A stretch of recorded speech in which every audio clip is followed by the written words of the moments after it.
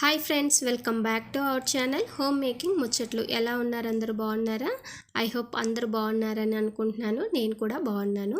ఈరోజు అయితే మరొక వ్లాగ్ని మీతో షేర్ చేస్తానన్నమాట. ఇంక ఇది వచ్చేసరికి ఉదయాన్నే, ఇంకా ఉదయం అంటే తెలిసిందే కదా, హడావిడి అయితే స్టార్ట్ అవుతుంది. ఇంకా కిచెన్లో వచ్చిన వెంటనే ఇంకా వంట పని అయితే స్టార్ట్ చేస్తాను. ఇంకా నైటే వెజిల్స్ క్లీన్ చేసేస్తాను కాబట్టి రాగానే ఒక ఫ్రెష్ ఫీలింగ్ వస్తుందన్నమాట. నేను వచ్చిన వెంటనే వర్క్ అనేది స్టార్ట్ చేయను. ఒక హాట్ వాటర్ తాగి జస్ట్ ఒక 5 to 10 minutes కొద్దిగా రిలాక్స్ అయిన తర్వాత అప్పుడు స్టార్ట్ చేస్తాను అనమాట. ఇక్కడ బ్రేక్ తీసుకున్న 5 to 10 minutes మనకి వర్క్ అనేది ఎక్కువ తొందరగా తర్వాత కాన్సన్ట్రేషన్ పెట్టి చేయడానికి హెల్ప్ అవుతుందన్నమాట. ఇంకా ఈరోజు వచ్చేసరికి నేనేంటంటే దొండకాయ పచ్చడి, అలాగే దొండకాయ ఫ్రై, అంటే దొండకాయ క్యారెట్ రెండు కలిపి అయితే ఫ్రై చేయాలనుకుంటున్నాను. దీనికోసమే మామూలుగా అయితే చాలామంది నైటే కట్ చేసి పెట్టుకుంటారనమాట, ఫ్రిడ్జ్లో స్టోర్ చేసుకుంటారు. కానీ నేనైతే అలా ఎప్పుడు కూడా ముందు కట్ చేయను అనమాట. నాకు ఆ నైట్ చేసుకునే పని ఏంటో ఉదయాన్నే తొందరగా లేచేసి చేసుకోవచ్చు అనిపిస్తుంది. నైటే కొంచెం పెందలాడే పనుకుంటే సరిపోతుంది కదా అనిపిస్తుంది. ఇంక ఇక్కడ వచ్చేసరికి దొండకాయ పచ్చడి, ఇంకా మామూలుగా మనము టమోటా పచ్చిమిర్చి ఎలా పచ్చడి చేసుకుంటామో సేమ్ అదే ప్రాసెస్. మనం కావాలంటే వేరుశనగ పప్పును కూడా వేయించి యాడ్ చేసుకోవచ్చు. ఇక్కడ నేనైతే అవి వేయలేదన్నమాట. వేస్తే టేస్ట్ అనేది ఒకలా ఉంటుంది, వేయకపోతే ఒకలాగా ఉంటుంది. వేయకపోతే మనం పప్పులు వేయకుండా జస్ట్ పచ్చిమిర్చి, టమోటా, కొద్దిగా అల్లం ఎలా వేసుకొని పచ్చడి చేసుకుంటామో అలా టేస్ట్ వస్తుందన్నమాట. ఇంకా దొండకాయల్ని కొద్దిగా వేయించేసి మనము దీంట్లో వేసి మిక్సీకి పట్టేయడమే, తర్వాత పోపు పెట్టేసుకోవడం. చాలా టేస్టీగా ఉంటుంది. మనకి టమాటా పచ్చిమిర్చి పచ్చడి ఎలా టేస్ట్ వస్తుందో అలాగే ఉంటుందన్నమాట. సపరేట్గా తింటే దీంట్లో దొండకాయ వేసామన్న టేస్ట్ కూడా ఏమీ రాదు. కొంతమంది పిల్లలు తినరు కదా ఇలాంటి పచ్చళ్ళు, అవి వాళ్ళు కూడా ఈజీగా తినేస్తారనమాట. నేను కూడా ఫస్ట్ టైం ట్రై చేసా, టేస్ట్ అనేది బాగా వచ్చిందనమాట. ఇంక ఇక్కడ వచ్చేసరికి క్యారెట్ తర్వాత దొండకాయ ఫ్రై చేస్తున్నా. మనము కొంతమంది ఇష్టపడరు కదా, క్యారెట్ స్వీట్గా ఉంటుంది, ఉత్త క్యారెట్ ఫ్రై చేస్తే కొంచెం స్వీట్గా ఉంటుందని ఇష్టపడరు. అలాంటప్పుడు మిగిలిన వెజిటేబుల్స్లో ఇంక్లూడ్ చేసుకుంటూ ఫ్రై చేసుకున్నాం అనుకోండి, మనకి అంత స్వీట్నెస్ అయితే తెలీదు, టేస్ట్ కూడా బాగుంటుందన్నమాట. దీంట్లో కావాలి అంటే క్యాబేజ్, క్యారెట్ అన్నీ కూడా యాడ్ చేసుకోవచ్చు, బీన్స్ కూడా వేసుకున్నా చాలా బాగుంటుంది. ఇక మా పిల్లలు, హస్బెండ్ అందరూ స్కూల్కి వెళ్ళిన తర్వాత ఇంకా వర్క్స్ అనేది నేను స్టార్ట్ చేస్తాను అనమాట. ఎక్కడ అక్కడ సర్దేయడం. ఉదయాన్నే ఫస్ట్ హాలు, కిచెన్ వరకే బూట్ చేస్తాను, అంతేగాని సర్దను అనమాట. ఎందుకు అంటే ఇప్పుడు సర్దిన వేస్టే. ఇంకా పిల్లలు ఉన్నంతసేపు మెయిన్గా స్కూల్కి వెళ్ళే హడావిడిలో ఎక్కడ తీసిన వస్తువు అక్కడ పెట్టేస్తూ ఉంటారు కదా, ఇంకా సర్దిన టైం వేస్ట్ తప్ప వేరే ఏముండదు. అందుకనేసి నేను జస్ట్ ఓడవకుండా ఉండకూడదు కాబట్టి ఉదయాన్నే ఊడ్చేస్తాను. మనం అలా చేసుకుంటే మనకు చాలా టైం సేవ్ అవుతుంది. లేదు ఉదయాన్నే ఇల్లంతా నీట్గా పెట్టుకొని పనులు స్టార్ట్ చేయాలనుకోండి, మనం పెట్టినా వేస్టే అన్నమాట అలాంటప్పుడు. అందుకనేసి ఇంకా వాళ్ళు వెళ్ళిన తర్వాత ఇంకా ఈ వర్క్స్ అన్నీ కూడా నేను స్టార్ట్ చేసుకుంటాను. యాక్చువల్గా ఏంటంటే పిల్లలే బ్లాంకెట్స్ని మడత పెట్టేస్తారు. ఈరోజు ఏంటంటే కొద్దిగా ఎగ్జామ్ ఉందనేసి వాళ్ళు ఆ హడావిడిలో ఉండడం వల్ల వీటిని మర్చిపోయారు. నేను కూడా వదిలేసాను అనమాట, పోనీలే అని చెప్పేసి. మామూలుగా అయితే వాళ్ళు లేచిన తర్వాత వాళ్ళే ఎవరి బ్లాంకెట్స్ని వాళ్ళైతే మడత పెట్టుకోవాలి. ఇలాంటి చిన్న చిన్న పనులు మనం పిల్లలకి కూడా నేర్పిస్తూ ఉంటే మనకి కొంచెం వాళ్ళకి అలవాటు అవుతుంది, మనకి పని అనేది తగ్గుతుంది, ఇల్లు కూడా నీట్గా ఉంటుంది. ఇంక ఇక్కడ చెప్పాను కదా నిన్నటి వీడియోలో, మాకైతే ఇంట్లో చెదులు అనేది స్టార్ట్ అయిందనమాట. అందుకనేసి కింద ర్యాక్స్ మొత్తం కూడా ఖాళీ చేసేసాను, ఏం ఉంచకుండా.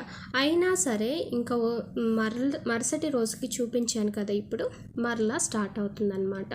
ఇంకా దాన్ని తోసేయడం తప్ప మనం ఏమీ చేయలేము. ఏదైనా చేయాలి అంటే మనం ఓన్ హౌస్ కాదు కాబట్టి మనం ఏం చేయలేము, జస్ట్ ఓనర్స్కి ఇన్ఫార్మ్ చేయడం తప్ప. ఇంక ఇక్కడ వచ్చేసరికి నేను వర్క్స్ అన్నీ, హాలు, కిచెన్ అన్నీ కూడా కంప్లీట్ చేసుకొని వచ్చేసాను. ఇంకా కిచెన్లో వర్క్స్ అనేవి స్టార్ట్ చేస్తున్నాను.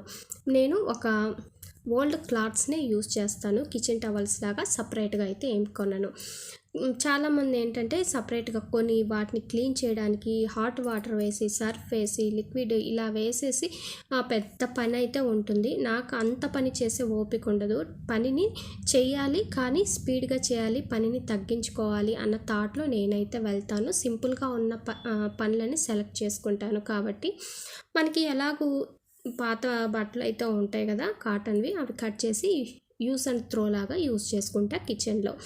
మనకి ఇంటికి కానీ కిచెన్కి కానీ అందాన్ని పెద్ద పెద్ద కాస్ట్లీ ఐటమ్స్ తెచ్చుకోవడం వల్ల అయితే ఏమీ రావు. జస్ట్ ఉన్న వాటిని అటు ఇటు చేంజ్ చేస్తూ ఉంటే చాలా అందంగా అనిపిస్తుంది. ఇక్కడ నేను ఇంతకుముందు గ్యాస్ స్టవ్ పక్కన ఒక పెద్ద ఫ్లవర్ అయితే పెట్టాను కదా, ఫ్లవర్ వాస్, దాన్ని తీసేసి ఈరోజు చిన్నదైతే పెట్టాను. అప్పుడే మనకి వేరియేషన్ అనేది తెలిసిపోతుంది అనమాట. ఇలా చిన్న చిన్న చేంజెస్ వల్ల మన ఇల్లు ఎప్పుడు నీట్గా ఆర్గనైజర్గా ఎప్పటికప్పుడు కొత్తగా కనిపిస్తుంది. ఇంకా కిచెన్లో వెసిల్స్ అన్నీ కూడా క్లీన్ చేసాం. మనకి వీలు కుదిరినప్పుడు వంట చేసేటప్పుడే అప్పుడప్పుడు వెసిల్స్ని క్లీన్ చేస్తూ ఉన్నాం అనుకోండి, మనకి ఒక్కసారి ఎక్కువ అనిపించవన్నమాట. ఇంక ఇక్కడ వచ్చేసరికి ఇది డ్రెస్ అనమాట. నేను ఒక 4-5 డేస్ నుంచి కుడుతూ ఈ రోజుకైతే కంప్లీట్ చేశాను. నేను ఫుల్ డే మొత్తం ఒకటైతే కంప్లీట్ చేయలేను, ఎందుకంటే ఎక్స్ట్రా వర్క్స్ కూడా ఉంటాయి. లేదు తప్పదు, ఖచ్చితంగా కావాలి అంటే తప్పించి మొత్తం కంప్లీట్ అయిన రోజులు చాలా తక్కువ అనమాట. ఇంకా మనం బయట వాళ్ళకి కాదు కాబట్టి ఇంట్లోనే కదా, అంత హడావిడైతే ఏముండదు. ఖచ్చితంగా ఈ రోజే కావాలని అయితే అస్సలు ఉండదు. కాబట్టి ఇంకా ఇలాగైతే ఈ రోజుకి కంప్లీట్ చేశాను అనమాట. ఇలాంటివి ఏంటంటే ఆఫ్టర్నూన్ స్టార్ట్ చేస్తాను, ఒక 2 అవర్స్ అలాగా స్టిక్ చేసుకొని ఇంకా మరలా 3కి వర్క్స్ అనేవి స్టార్ట్ చేసుకుంటాను. ఇంకా స్నాక్స్ కానీ లేదు టిఫిన్ కానీ సాయంత్రం ఇలాంటివి ఉంటాయి కదా, ఏవో ఒకటి అవైతే చేసేస్తాను.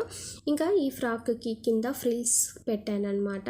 ఇప్పుడు అందరూ చక్కగా ఫ్రిల్స్ పెట్టి వేసుకుంటున్నారు కదా, అయితే చిన్నవి పెట్టాను, చాలా చిక్కగా అయితే పెట్టాను. ఇవి వచ్చేసరికి బ్యాక్ సైడ్ హ్యాంగింగ్స్. ఇది వచ్చేసరికి శారీ అనమాట. బ్లౌజ్ ఇది మొత్తం కూడా బ్లౌజు, కింద పార్టు తర్వాత చున్నీ అదే వచ్చింది శారీ మొత్తం కూడా. ఎందుకంటే కొంచెం పెద్ద పిల్లలు కదా, సరిపోదన్నమాట. అసలు చున్నీ లేకుండానే మొత్తం కూడా ఫ్రాక్కే సరిపోతుంది. కానీ కింద ఫ్రిల్స్ పెట్టాను కదా, కుచ్చులాగా ఉంటుంది, పైన కొద్దిగా పల్చగా కుచ్చులు అయితే చిన్న చిన్నవి పెట్టాను. దానివల్ల చున్నీ అయితే వచ్చిందనమాట. పైగా బ్లౌజ్ కూడా ఉంది కాబట్టి ఇలా ఉంది కలర్ కాంబినేషన్. ఇది వచ్చేసరికి చున్నీ అనమాట. జస్ట్ ఆ సైడు ఈ సైడ్ మాత్రమే ఒక లేస్ లాగా వేసాను ఆ బ్లౌజు క్లాత్తో అనమాట.